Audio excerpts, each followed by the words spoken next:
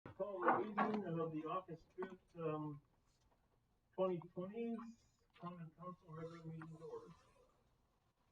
Roll call for the pledge allegiance. I pledge allegiance to the flag, United States of America, and to the republic for which it stands, one nation, under God, indivisible, with liberty and justice for all.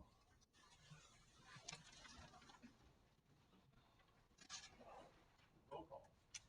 Here, Schneider, here, Van Littleton, Here. Isaacson, Here. Lina, here, Leonard, Here. Walker. Here.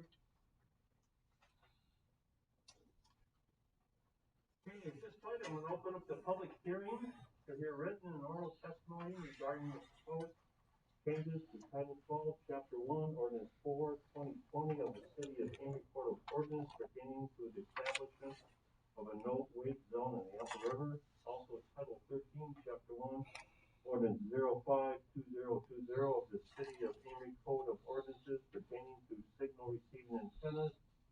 Also, Title 13, Chapter 1, Ordinance 06-2020 to the City of Amory Code of Ordinances pertaining to accessory uses or structure.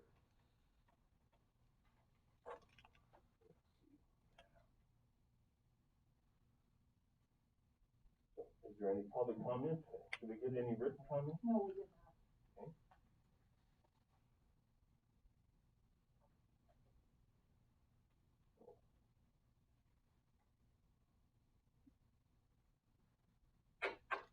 Effective. My ears are too small. Okay.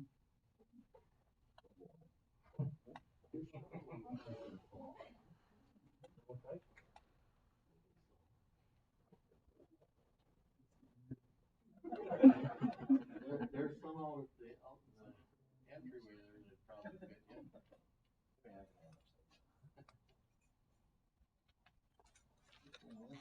Little Bobby pins are a thing of the past, so.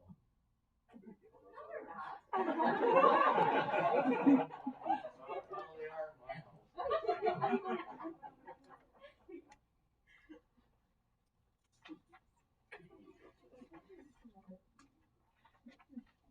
There we go. Look much better.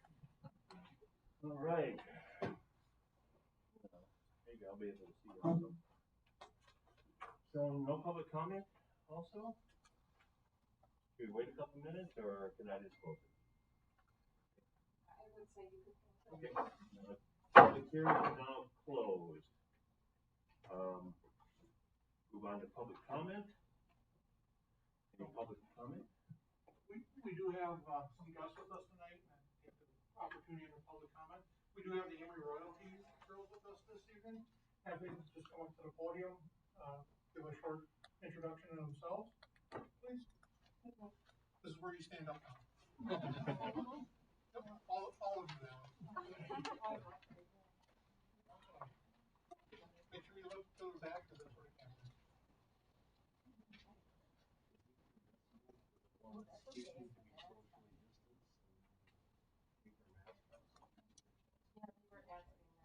Yes, I think that's.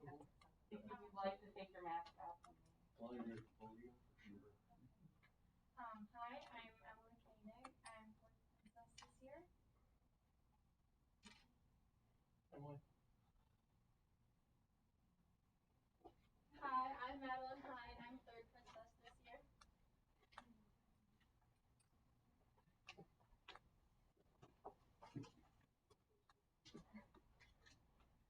Hi everyone, my name is Kelsey Oman and I am your 2019-2020 second princess. Thank you all so much for allowing us to have the opportunity to come to this meeting and be present with you all today. I would like to take a moment to thank my sponsor, Four Hands Holsteins, for supporting me throughout this past year. Even though they are not physically present in this room, their encouraging words are always in the back of my mind when I'm representing the community of Amory. So far, my favorite experience on court has been going to our winter parades and experiencing chili feeds. Chili is one of my all-time favorite foods, and taste testing surrounding royalties' flavors have been so much fun. It has been a true honor to represent this wonderful community. Thank you so much for your commitment to the town of Amory and for serving on our city council. The decisions made by you influence and impact each citizen, and we are all very appreciative of your dedication to each one of us. Thanks again for the chance to join you here today to experience yet another aspect of our wonderful community. I am very proud of our city for upholding the tradition of the Amory royalty and cannot wait to watch and guide next year's court through this experience. Although our year here has looked very different, I am incredibly thankful to have been given the opportunity to represent our town. Thank you.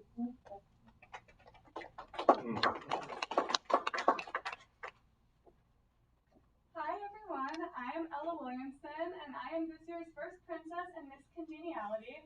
I again would like to thank the committee for giving us the opportunity to speak. We really appreciate having the opportunity to get our faces out there more this year, considering that the normal situation has not been upheld this year. But although it has been a little different, I have really enjoyed creating different events for us to do around the community. My entire family has grown up in Amory, so it has been so fun to represent a community that I know so very well. And I would also like to give a shout out to my sponsor, Premier Complex Gymnastics. You have been my second home since I was 10, so I really appreciate it. And thank you again, committee, for giving us the opportunity to speak today. Thank you. Hello, everyone. Thank you so much for inviting us tonight. I am Allie Dela Cruz. I am this year's Miss Amory. As a candidate last fall, my sponsor was Chet Johnson Drug, and I'm so incredibly grateful for them. So far this year, my year as Miss Amory can be described as the following: exhilarating, exciting, emotional, amazing, scary, but overall the greatest opportunity that I've ever been given. At the beginning of our year, we ventured to a handful of parades and festivals where we met so many amazing people and ambassadors. One of my favorites was the Cambridge Parade, where we spent time at one of the local assisted livings, singing Christmas carols and hearing their amazing stories. A little later down the road, I packed my bags for the coolest celebration on earth, the St. Paul Winter Carnival. It truly lived up to its nickname, and it was a blast. Moving into the spring and summer months, things took a little bit of a turn, not only with court, but with school, work, and pretty much everything. Who would have predicted a global pandemic? Anyways, we still had the opportunity to have a handful of events, including the Siren Parade and Amory's Boat Parade over the 4th of July. This pandemic, however, has allowed us to be creative. With that in mind, we all created our own videos of our favorite places in town to share with the community. These videos can be found on the Amory Fall Festival Facebook page. We also had a chance to make 2 appearances at the farmers markets. We will also be there this coming Saturday and Monday. On Saturday, starting at 10 a.m., we'll be hosting a walk on the trail, and Monday we'll be having an ice cream on social with prepackaged scoops of ice cream. And since it's already August, it is time for us to start preparing for our new Miss Amory candidates. This Sunday, August 9th, we will be kayaking on North Twin to get to know them just a little bit better. Then on August 29th, we'll have our second mini parade around the school campus, this time at 3 p.m. Our candidates will be included in the lineup for this one. This parade is a precursor to the talent show later that night, which will be broadcasted on the We Are Amory network. Thank you again for having us, and we look forward to a great rest of our year.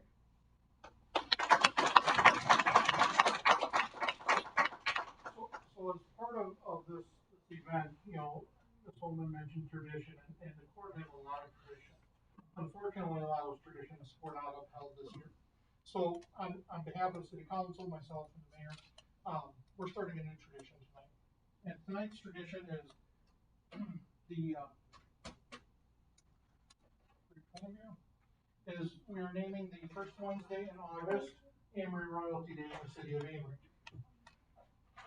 We got a nice plaque for you that you can hopefully remember it by, and you'll always be able to say that we were the first court to be Miss Amory. Also, on behalf of Chet Johnson Drug, we have gift cards so that you can go and enjoy. Make sure you FaceTime and Snapchat and share all that stuff as well. So thank you for coming out this evening.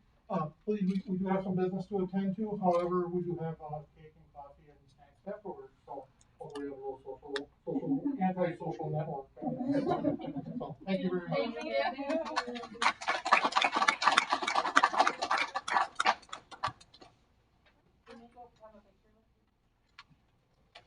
Yeah, we have pictures like. Yeah, I did dress up. Yeah. Yeah, I did those two bunnies on. Thank you, Tim. Any other public comment?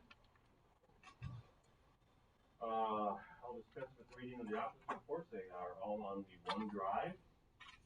Unless somebody here would like to hear from anybody. Committee reports. Planning Commission. The planning commission met on July 23rd, and couple of the members met by Zoom, and the rest of us were in person.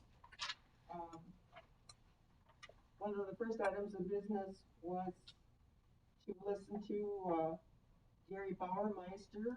He would like to rezone 13 some acres over in Apple River Sanctuary. He's planning to rezone the property from R1 to R2 to create a lot of various housing lots there.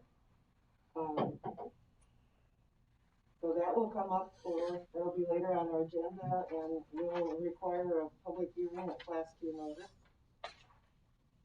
The planning commission did approve that and forward it to city council.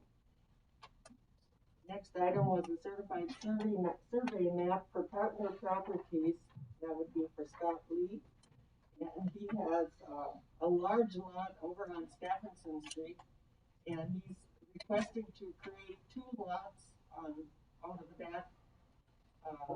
And we are well over the minimum requirement. And that was something that the planning commission was going to forward to the city council and for a public hearing, and that will be to create residential lots.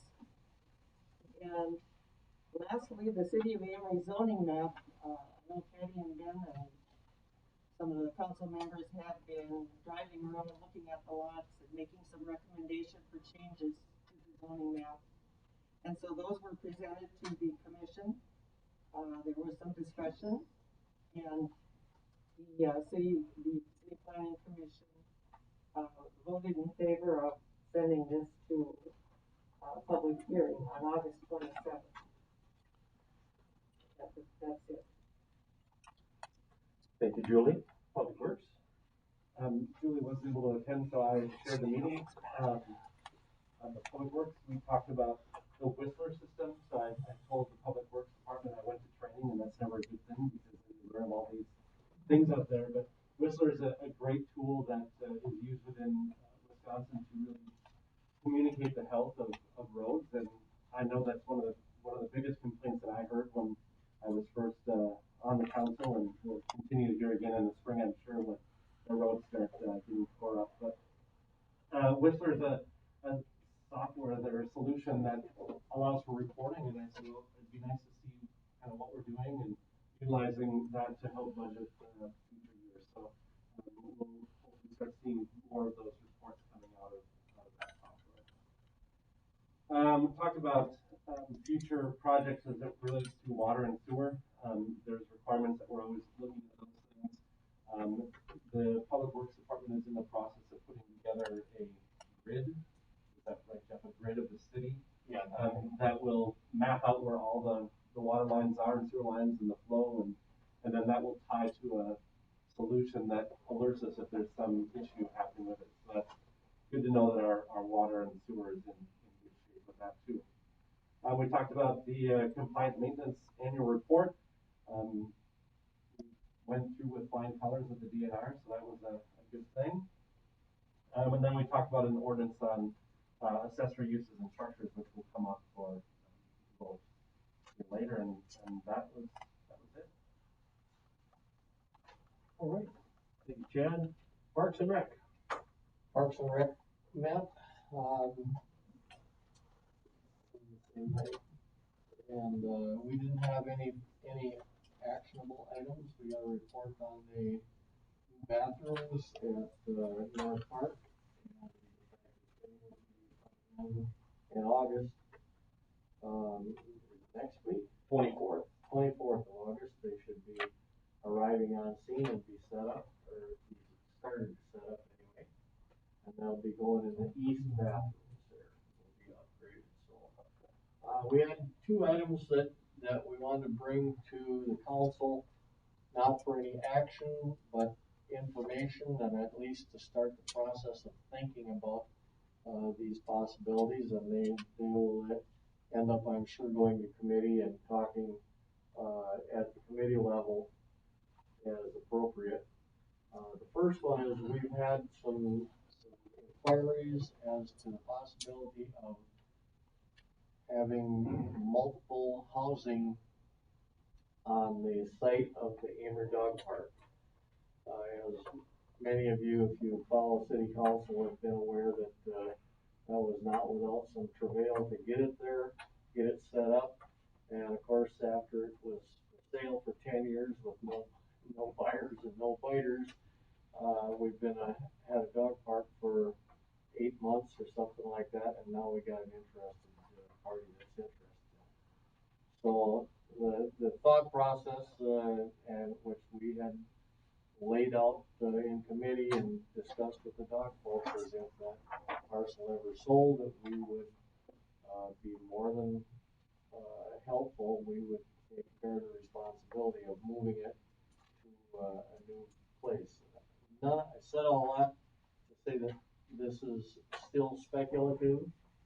No decisions by the purchaser have been made, but they've looked at it, and it's at least under discussion. The other part of that is that where would the dog park move, and the discussion to date has been the possibilities of it moving to Soldiers Field. If you're aware of Soldiers Field, it's really pretty much a non-buildable area, or at least not any more buildable than the present dog park was. There are water issues. There's no water or sewer available on that field. So, for those of you that are hearing this the first time, which probably includes everybody with the Parks and Rec Committee, I would encourage you to mull it over, chew it around a little bit, discuss it, think about it, and whatever your feelings are on it, get back to either me as the chair or one of the council people, or dare I say, call Patty at City Hall, and at least make your feelings known about it. We're kind of excited about the possibilities of having a multi-unit housing project there, and enough to where, once again, if we move the dog park, that will be a city responsibility, and I expect that could happen very rapidly. The other possibility that was discussed, so that's one thing you can talk about.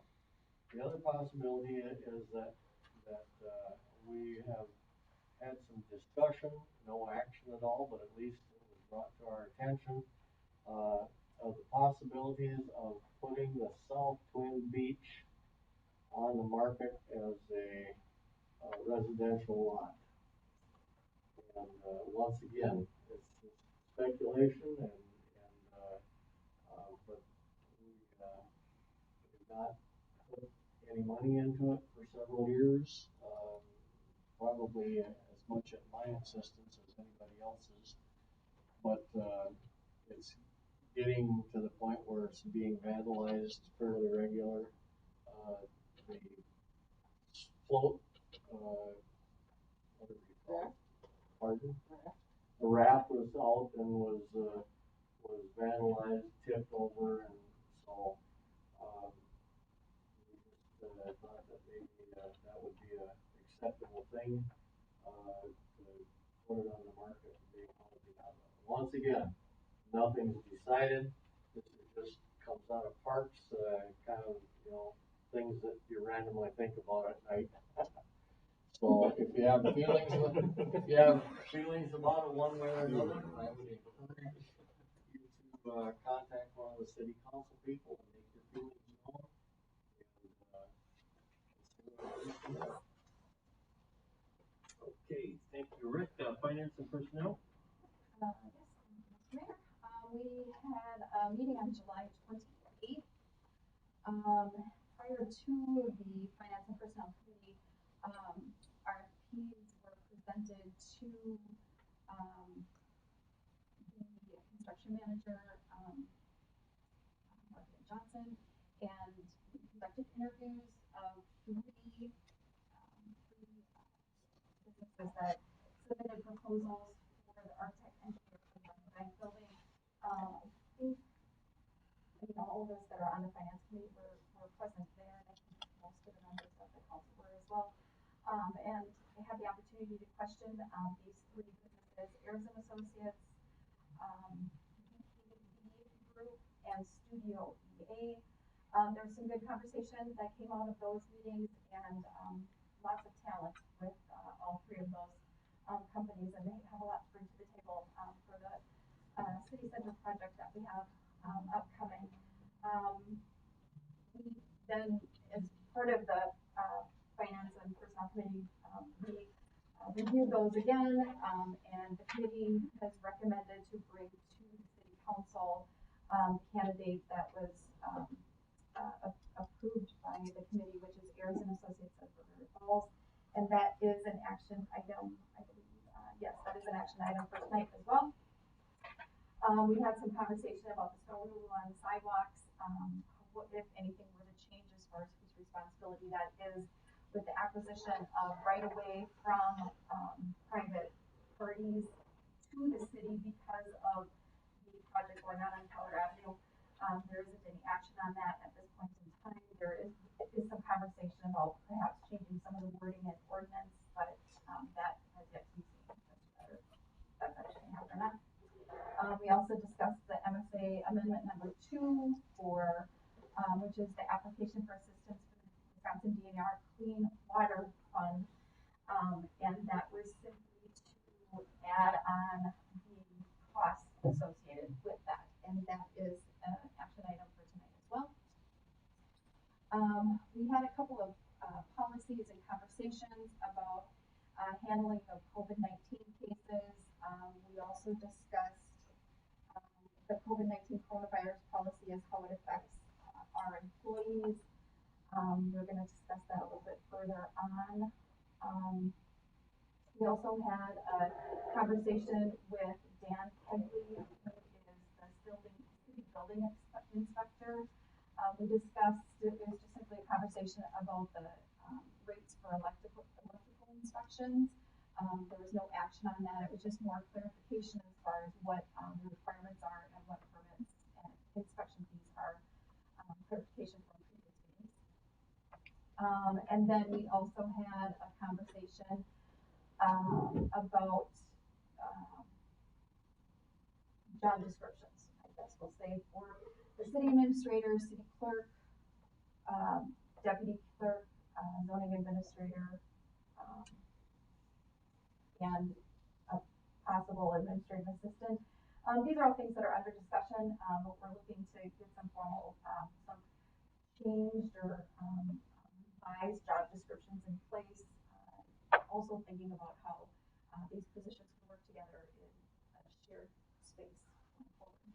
So we're going to have a little bit more further discussion about that at the meeting as well. Thanks, Sarah. Public safety. Public safety met on July 28th as well. We discussed the ordinance 04/2020, the establishment of the no wake zone, which we had a public hearing for earlier. That will be an action item in the business section. We also discussed the possible mask wearing due to COVID-19. The city, we're going to recommend to the city council that we strongly encourage everyone in the city to wear a mask in public places, but it seems the state of Wisconsin has superseded that at this point.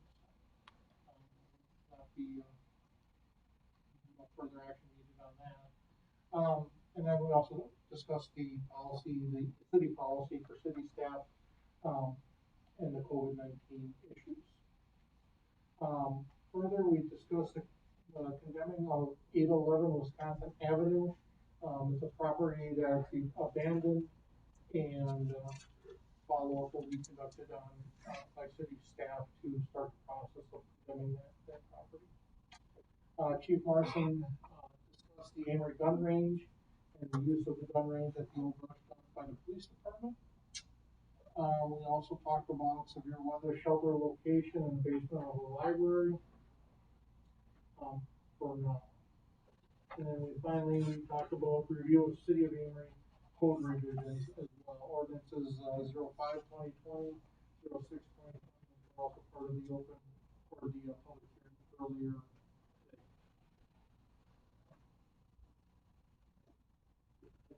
Thank you, Jim.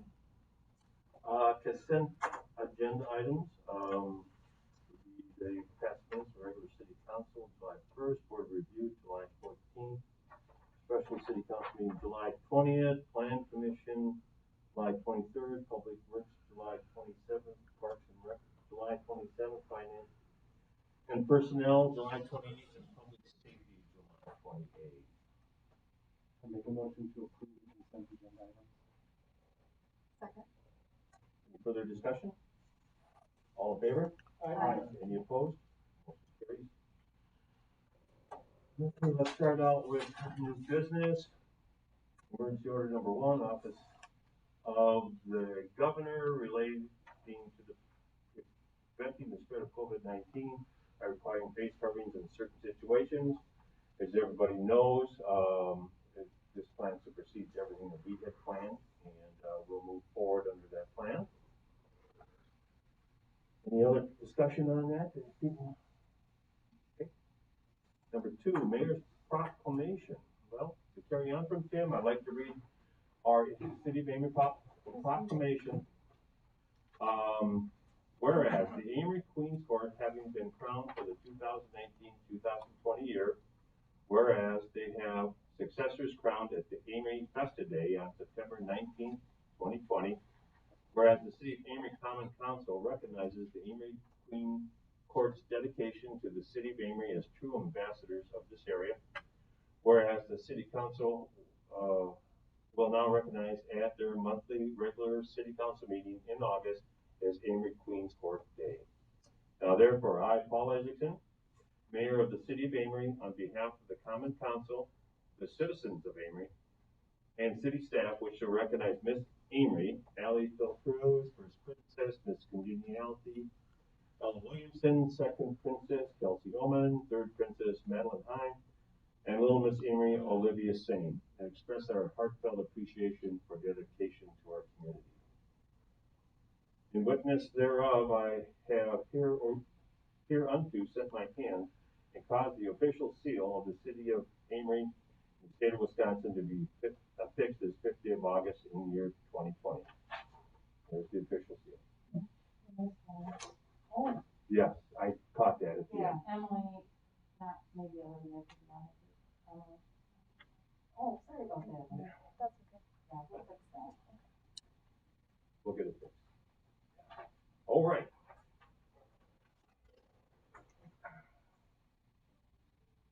As we move on, ordinances from public safety. We have a couple ordinances for approval. First is 04/2020, establishment of no wake zone on the Apple River. 05/2020, signal receiving antennas, and 06/2020, accessory uses or structures. These have gone through public safety and have been forwarded to City Council for approval. If there are no questions, I'll make a motion to approve the 3 Yeah. Tim Larch, can you explain a little bit about each one? Sure. The 04/2020, the establishment of a no wake zone is the establishment of a small no wake zone on the northwest part of the Apple River, northeast part of the Apple River, near residences off of, is that North Bend? Off North Bend. The boats going by at full full speed are causing damage to the shoreline, and it's also a very narrow area. And passing an ordinance will allow, the DNR or us to mark the area as slow moving. I'll make a motion to approve said ordinance. Second. Any further discussion? All in favor? Aye. Any opposed?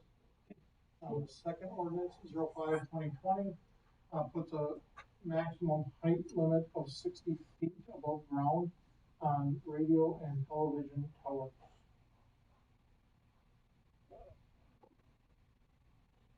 I'll make a motion to approve ordinance 5-2020. I'll second it. Any further discussion? All in favor? Aye. Any opposed? Motion carries. And the last one, accessory uses or structures, ordinance 06/2020, discusses structures, fences, and trees. And Patty, please refresh my memory on what the changes were. The change was from 3 feet to 5. So the change must have a 3 or a 5 foot setback. Motion to approve. Second. Any further discussion? All in favor? Aye. Any opposed? Okay, motion carries. Resolution from Finance and Personnel Public Safety, 06/2020. I think that's the moot one, right? Because of Governor Evers. We'll move on then. Discussion and action from Finance and Personnel, RFP for architect, engineer, from our bank building converted to future city center building. So in our finance and personnel committee meeting, we, again, had discussion, regarding the 3 proposals for the architect and engineer, or for an architect and engineer for, the services for the, city center building. Again, we were presented with 3, proposals, or 3 proposals were brought to the committee, for, those particular services. And we, after review and reading all of the proposals, we are bringing to council the, business, Ayers and Associates for your approval of engineering and architectural services. I make a motion to approve Aaron's and Associates for architect and engineer. Second. Any further discussion? Yeah, I did one, because I was at the meeting but didn't talk because I'm not part of the finance committee. I'm not opposed to what I saw. I think it would be a fine firm, but I'd also like to at least pause because the discussion at that point was the fees aren't really that much different. It's $23,000 more to use them than it is to use BKB based upon the 1.5 million. So Ayers is local as far as it's River Falls. BKB is the Twin Cities. But I just wanted to pause and say, is because it's local worth the $23,000 to hire them? The other thing about BKB that I did like is that they brought an expert in libraries and an expert in police. BKB, especially as it relates to library, they're on the cutting edge of how libraries are now being designed. And I don't know if Ayers has that experience or not, but those are just some thoughts that I had when I was listening to the conversation. $23,000 is a lot of money, I think. Is that the 8.5% or 1.5%, or is that the 7.2?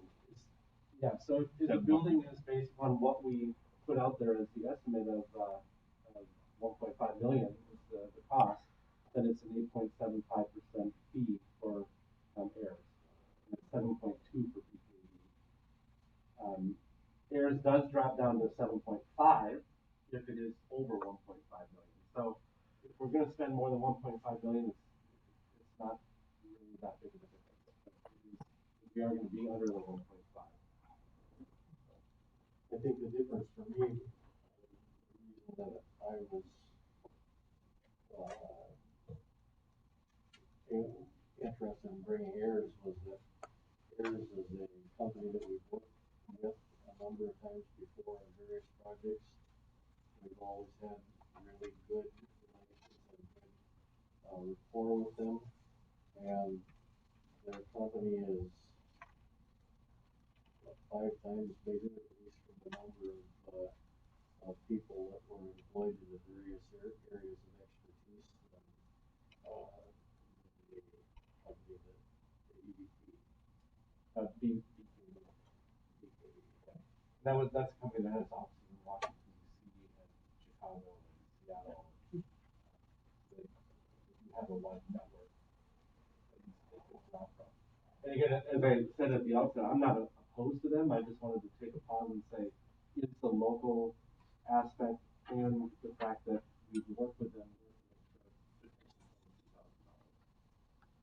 I think when we were going through the discussion about the different companies that we were looking at, the thing that stuck out about Ayers was, at least with me, was they mentioned innovation and talking about doing things differently because of COVID. I really, not that I was promoting or was encouraged by what they were talking about as far as some of their innovative building techniques, but the fact that they brought up innovation in the first place, and hopefully that we're going to see that reflected in the building at all aspects, planning, design, the whole bit. Also, yes, they are not as big. I felt that during the interview process, they gave us more of a feeling of they're going to be working for us. I thought DKB was a very cold relationship building, that we were just another client to them. So that's why I was impressed by Ayers, and again, they are a local company. If we have a problem with them, we just drive down the River Falls and knock on their door and deal with them directly. I guess I'll say, I agree with you, Chad, as far as the relationship that DKB has with the person that's on their staff, that's her job, that she handles, libraries and municipal buildings in particular. I also think it's important to note that Ayers and Associates also has done libraries here recently. Looking at the picture, is that, I think it's River Falls. Yeah, it's the school district I Yeah. work for. So I think it's important to mention that, the other businesses that were, presented to us also have library experience. Do they have as much? Maybe not. But I do really feel, I got a really good vibe from them, and that I think was something that Jamie, you brought up, that it needs to be somebody that we can work with, that we feel comfortable with. And I didn't really get the vibe from the one that you're mentioning quite as much. They seem to be, it was a very flashy presentation, which is nice. I liked that. But I didn't get the customer service feel, I guess, that I got from Ayers. And knowing that we've done so many other projects with them, to me that's important. And they've worked with the city in various different aspects before. So I agree with you. It's money. There's one other aspect. The DKB brought in, Chad and I talked about it a little bit, but they're the only ones who actually have audiovisual design and low voltage networking people on their staff. So even if, no matter what we decide, we need to make sure that we know that we'll have to cover that anyway. So they did bring that. And I'll say again, I'm not opposed to them. We just need to be good financial stewards. And I want to make sure that we had a good, healthy discussion with the full council about it before we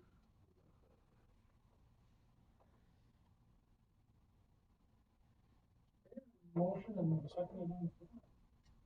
All right, all in favor? Aye. Any opposed? Motion carries. Okay, discussion action from finance, MSA amendment number 2. Right, so this is amendment number 2 for the Avery Collaborative Construction Project for,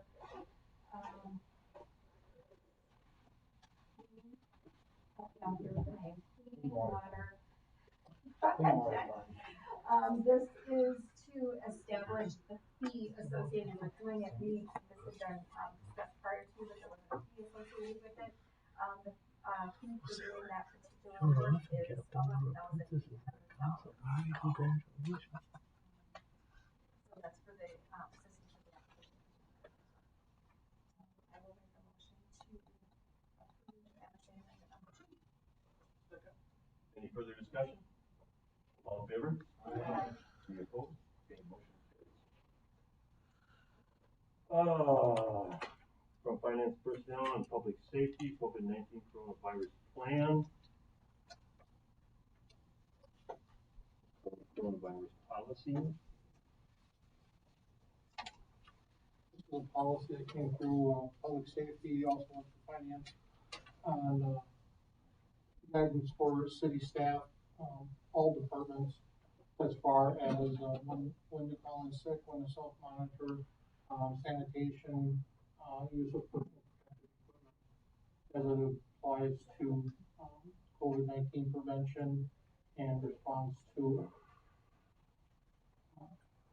After our discussion, I make a motion that we approve the policy. The policy number, I think.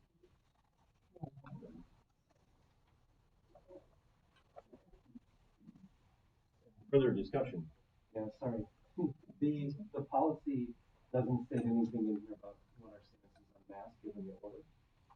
This policy was written before the state order, along with our recommended, highly recommended. I would like a discussion at least about what our stance is for city employees as it relates to masking.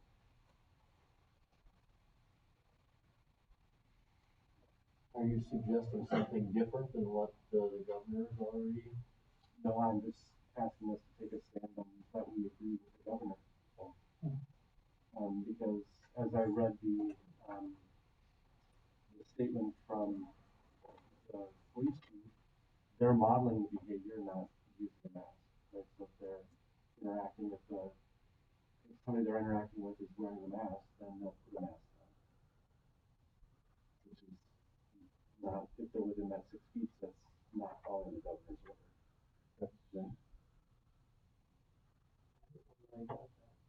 From our meeting this morning, and from talking to Patty, their office, if anybody comes in, they all have masks on. I'm talking about the officers. I'll pull it up. Yep.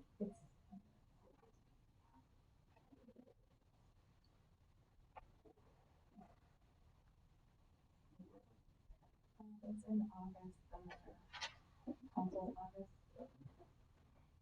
Yes. So mask will be worn whenever there's 2 or more people in a room or outside contact if any other person is wearing a mask or cannot socially distance. So I guess it does say if they can't socially distance. My thought is if they're pulling somebody more, they probably should put a mask on. Because they're going to be within that 6 feet. Just wanted to make sure that we were all setting the same par, I guess. The other conversation that I know we had, in finance, personnel was,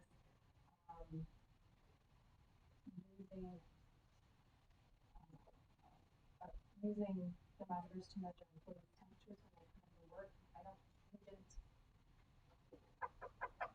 come up with a conclusion on that. We talked about purchasing some, but nothing, I don't think that this actually specifically says we are going to do that. So.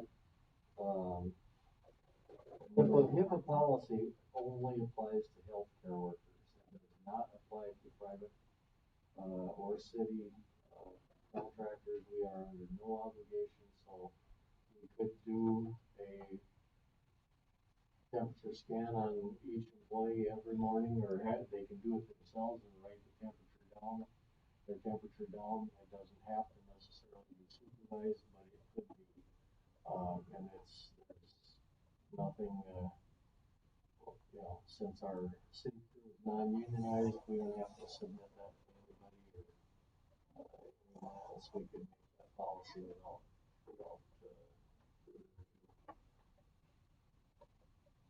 Again, I'm not saying that that's something that we want to do, I just know it's something that was discussed. I think the temperature thing is a wise thing to do. My only contention is the recording of it. I think we need to just put it to our employees that if you're anything over 100, you need to report to your supervisor and then make the determination. And I don't think we wanna keep or create that record. I think that might be opening us up to a litigation of some sort unnecessarily.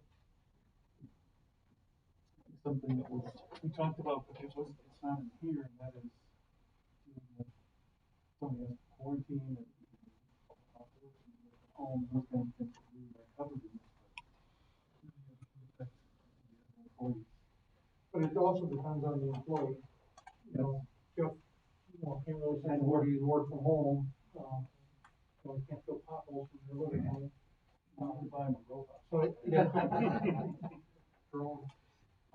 But I think you need to address that on a case by case basis, depending on the department. And hopefully our department heads are thinking ahead already to, okay, what happens if I lose somebody or somebody has to be quarantined for extended period of time? How am I gonna make that happen?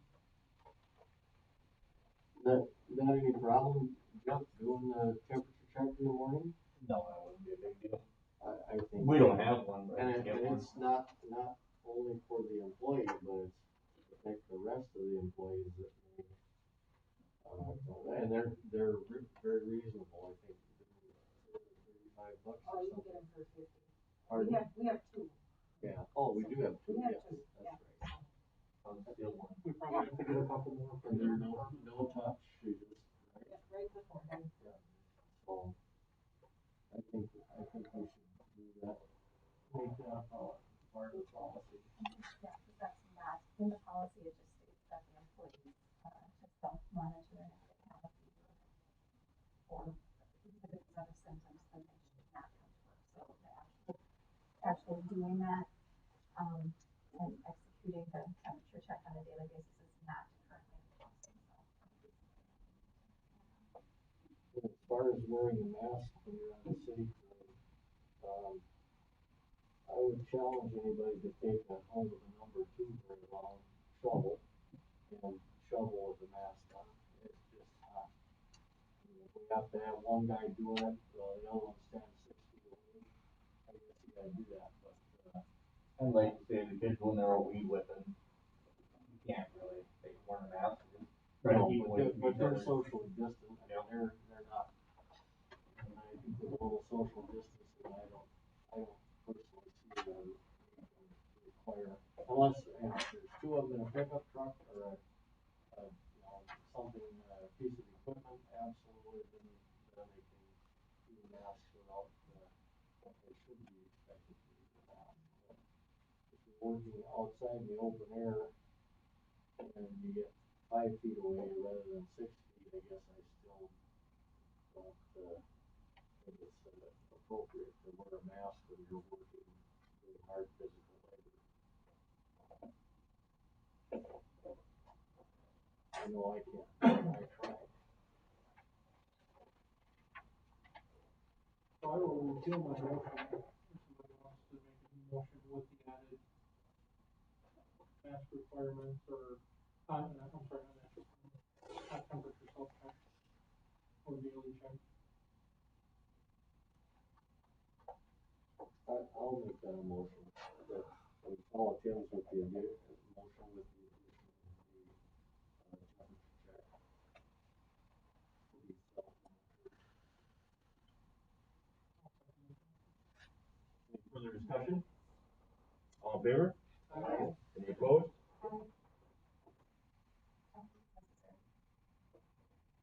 If there's some monitoring, I don't think it's necessary, but that's fine.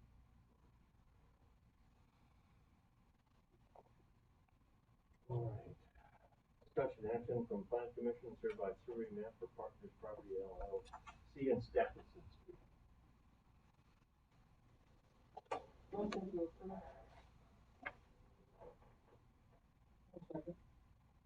Any further discussion? All in favor? Aye.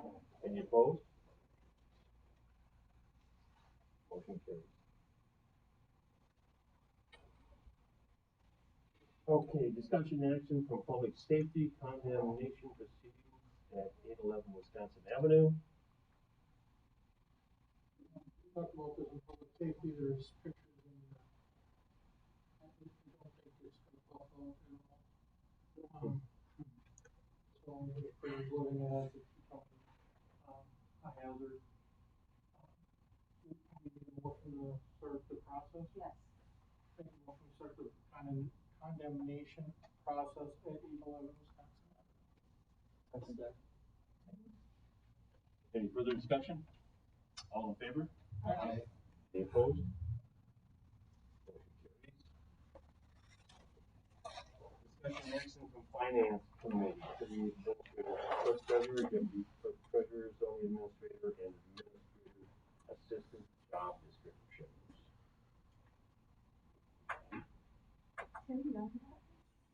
No.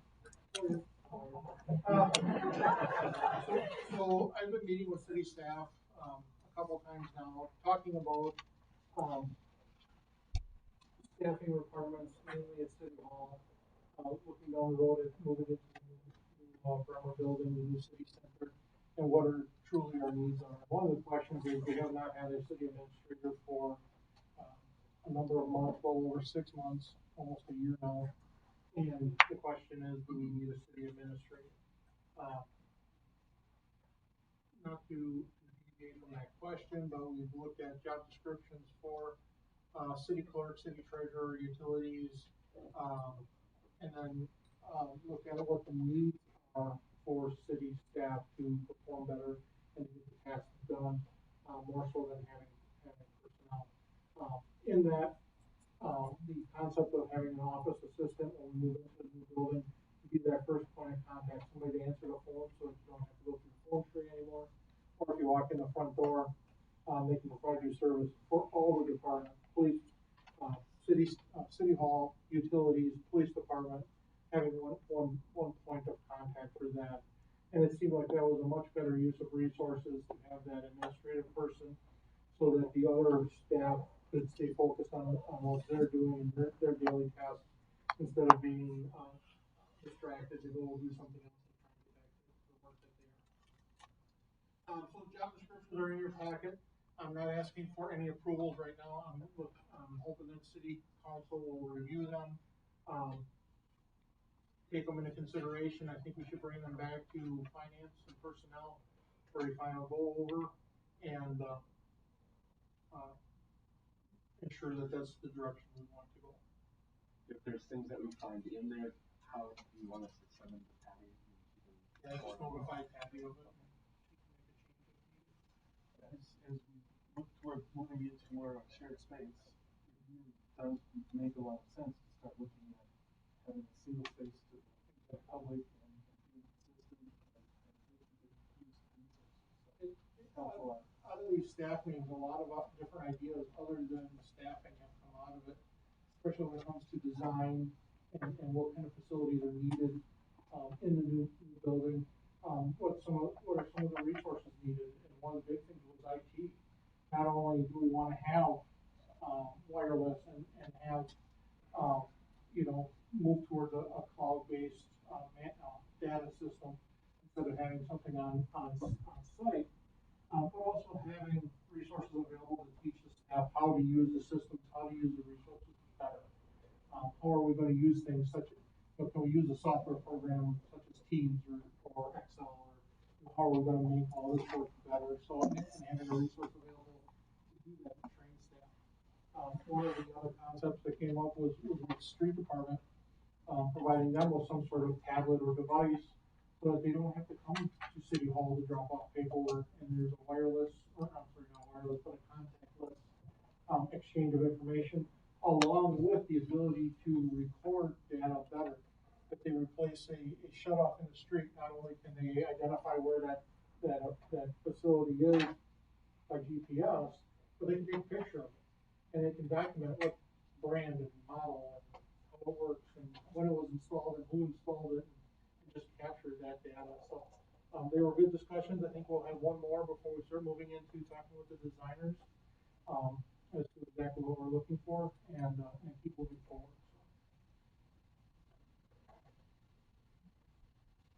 So no action is needed on item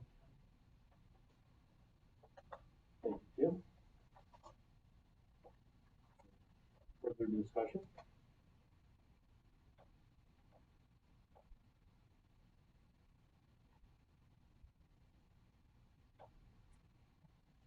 I'll make a motion to adjourn. There you go. I'll second. Any further discussion? I'll third, there's cake. All right, meeting adjourned.